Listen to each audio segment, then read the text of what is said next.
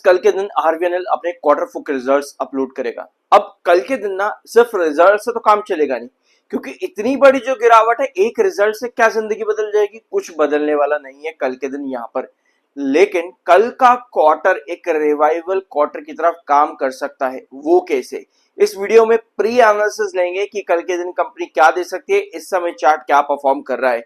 And तक देखना। कल के दिन मैंने आप लोगों के साथ आईआरएफसी लिमिटेड का भी एक वीडियो लिया था, प्लीज इस वीडियो को भी जरूर देखना, क्योंकि आईआरएफसी है, आरवीएनएल है, इरकॉन इंटरनेशनल है, ऑलमोस्ट ये कंपनीज तीनों की तीनों, या फिर रेलवेज की और भी जो कंपनीज है जिनमें आपको सितंबर 2024 से आज की डेट तक गिरावट देखने को मिल रही है, ये तीनों ऑन चार्ट पैटर्न एक ही जैसा परफॉर्म कर रही है। अगर आपने कल आईआरएफसी लिमिटेड का वीडियो देखा है और आज इस वीडियो के आरवीएनएल के आप आखिर के चार्ट पर जाओगे, जब हम इसको डिस्कस करेंगे तो आपको कोई डिफरेंस नजर नहीं आएगा चार्ट पे, एक्सेप्ट जो वैल्यूज हैं वो अलग है। बाकी जो चार्ट पैटर्न है एकदम ditto, copy cut copy paste है, कुछ भी फर्क नहीं है। सो कल के दिन कंपनी ने ऑर्डर के बारे में बताया। 1002 करोड़ का कॉन्ट्रैक्ट कंपनी को यहां पर मिलता है, आरवीएनएल लिमिटेड को, लास्ट सेशन के अंदर, और शेयर में थोड़ी सी रिकवरी देखने को भी मिल जाती है। यह है कंपनी का दिसंबर का क्वार्टर और यह है कंपनी का मार्च 25 का क्वार्टर। कल के दिन कंपनी क्या प्रोड्यूस कर सकती है? मुझे ज्यादा नहीं चाहिए कल के दिन कंपनी से, मुझे सिर्फ और सिर्फ ईयर ऑन ईयर बेसिस यानी कि मार्च से 2.56%, 2.56% का रिवेन्यू ग्रोथ चाहिए। यानी कि अगर कंपनी मुझको कल के दिन अराउंड आप कह लो यहाँ पे 6550 करोड़ के आसपास या 6600 करोड़, हम एक एग्जांपल, एक राउंड फिगर हम यहाँ पर लेकर के चल लेते हैं, 6600 करोड़, मुझको अगर कल के दिन कंपनी इतना भी फिगर दे देती है वो भी सफिशिएंट होगा कल के दिन के लिए। ऑल दो आप कहोगे भाई कितने बड़े की बात कर दी, ये तो क्वार्टर ऑन क्वार्टर बेसिस पर इतना बड़ा ग्रोथ हो जाएगा।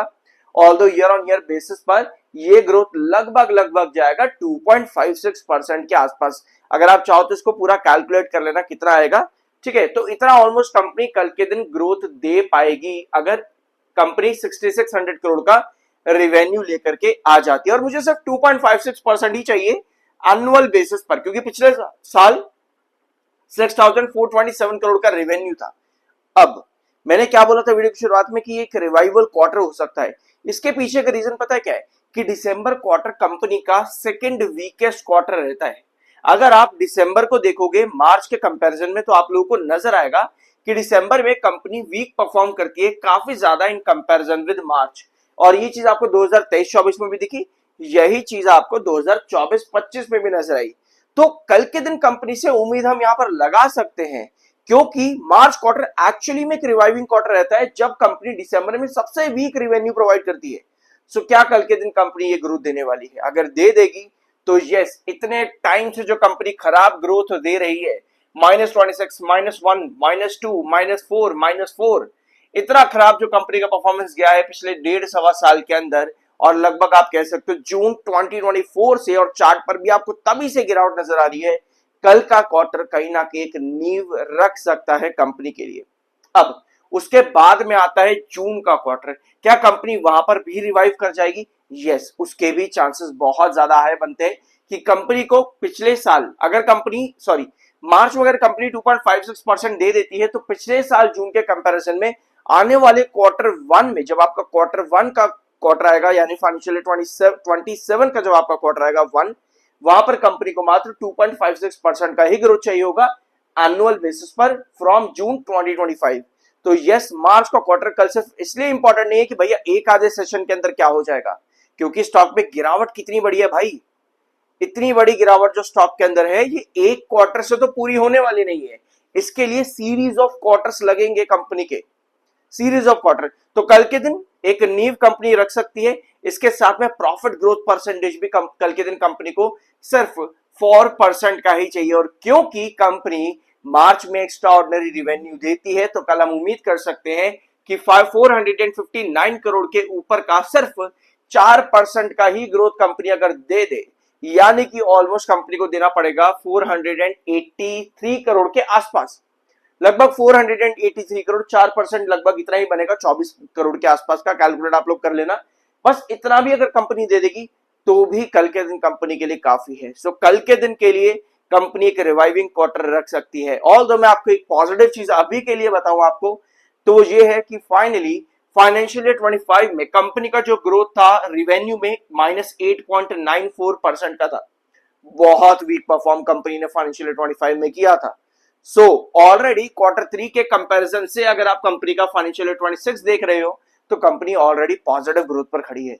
तो कल के दिन कंपनी कुछ भी प्रोवाइड कर दे प्रॉफिट्स के अंदर फाइनेंशियल ईयर 26 के, तो यस रिवेन्यू के अंदर, तो यस कंपनी रिवेन्यूज पर इस बार प्रॉफिट ग्रोथ दे रही है फाइनेंशियल ईयर 26 में ऑलरेडी। तो ये कंपनी का यहां पर पहले ही एक अच्छा नंबर बन रहा है।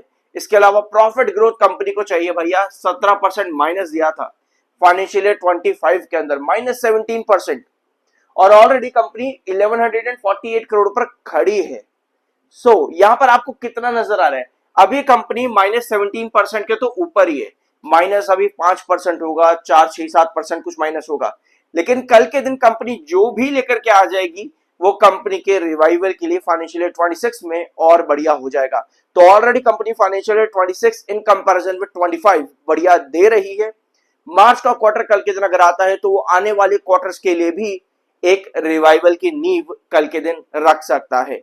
सो ये कंपनी की पॉसिबिलिटीज है कल के दिन को लेकर के, और आने वाले टाइम में देखो क्या पॉसिबिलिटीज है। देखो मैं आपको एक चीज और बताता हूं, हम लोग यहाँ पर क्या एक्सपेक्ट कर रहे हैं आरवीएनएल या आईआरएफसी इन कंपनी से कि भैया जो 2024 में हाई था ना इनका सितंबर जून के अंदर, मुझे वो वाला हाई वापस से चाहिए। एक आध दिन के अंदर तो इतना कमाल होने वाला नहीं है। मार्केट में जितनी जल्दी गिरावट आती है ना, वापस से उतना रिकवर करने में कई बार सालों लग जाते हैं, और ऑलरेडी 2 साल लगभग 1.5 साल आप कह सकते हो यहाँ पर हो चुका है। ठीक है, जितनी तेजी से बढ़ते हैं उतनी उससे डबल तेजी से गिरावट आती है, पर वापस रिकवर करने में हालत टाइट हो जाती है। तो वहां पर दो चीजें चाहिए होती है, या तो कंपनी वो बिजनेस प्रोवाइड करे जो उस तेजी में दिया, या भैया वो बुल रन कंपनी ले आए जो उस तेजी में दिया। सो ये दो चीजें आपको वापस से चाहिए होती है, और यही चीजें यहां पर रेलवेज कंपनीज में मिसिंग रही लगभग 1.5 साल से। होप ये पॉइंट आपको यहां पर क्लियर होगा। सब्सक्राइब जरूर करना। आई एम NISM 7 सर्टिफाइड, और ये है आरवीएनएल लिमिटेड का चार्ट पैटर्न। दो चार्ट है मेरे पास, दोनों डेली टाइम फ्रेम के हैं। बेयरिश पॉइंट क्या है लॉन्ग टर्म पर्सपेक्टिव से, सिमिलर वही जो आपका आईआरएफसी में है।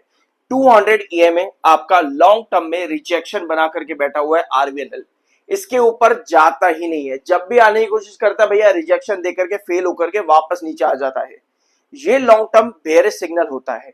रिसेंटली स्टॉक ने लोअर लोस पैटर्न क्रिएट किया था, ऑल्दो यहां पर उसको ब्रेकआउट करने की कोशिश भी करी अप्रैल के महीने में, लेकिन मई में क्या फेल हो गया? अभी तक नहीं हुआ है, क्योंकि अगर आप देखोगे स्टिल कहीं ना कहीं आपके जो बेस लाइन है वो इंक्लाइन हो रही है यहां पर, यानी अभी भी आपके बेसिस बढ़ रहे हैं।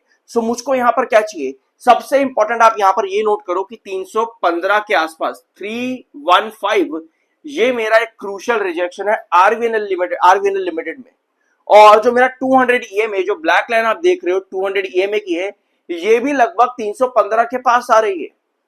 तो अगर मुझको आरवीएनएल में ब्रेकआउट चाहिए, और अगर मैं एवरेजेस करने की सोच रहा हूं, मेरी बाइंग हायर लेवल्स पर है, तो मुझको अभी आराम से वेट करना चाहिए, क्योंकि जब तक ये 200 EMA के ऊपर ब्रेकआउट नहीं दे, दैट मींस कि स्टॉक लॉन्ग टर्म पर्सपेक्टिव से बेयरिश है।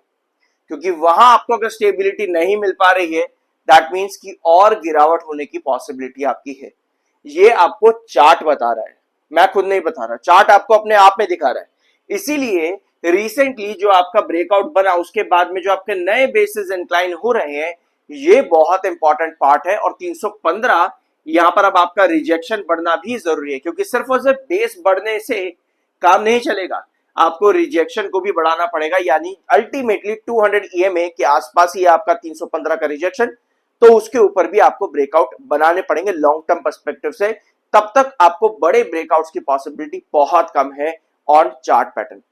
ठीक है, तो 200 EMA आपका वापस आना जरूरी है, जो कि लगभग 315 के पास में है डेली टाइम फ्रेम के अंदर। सो ये था आज का इनका वीडियो, होप कुछ नया जानने को मिला होगा। सब्सक्राइब जरूर करना, मिलता अगले वीडियो में।